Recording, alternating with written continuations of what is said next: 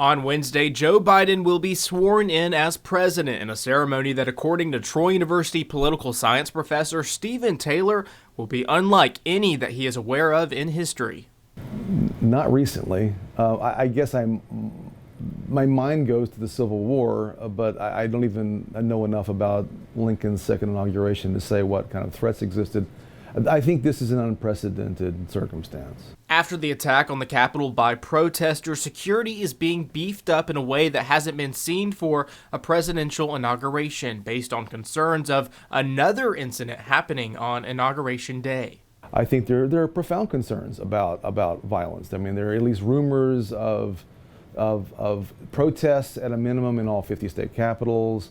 And then also a very high likelihood of protests on Inauguration Day. Taylor adds that the combination of a potential threat of violence and the continuing threat of COVID-19 makes Wednesday's event an unusual occurrence, but compares the preparations to the aftermath of another major attack on the nation's capital. We have this sort of weird duality going into Inauguration Day of dealing with the pandemic and what that was already going to do to a normally very crowded event, and then now the issue of security. I think really the best analogy that I could come up with isn't really about the inauguration, but it's about the reaction to 9/11. And in D.C. right after 9/11 and in other places, we saw increased security, we saw concrete barriers, we saw fences, we saw more guards, we saw places you couldn't go anymore.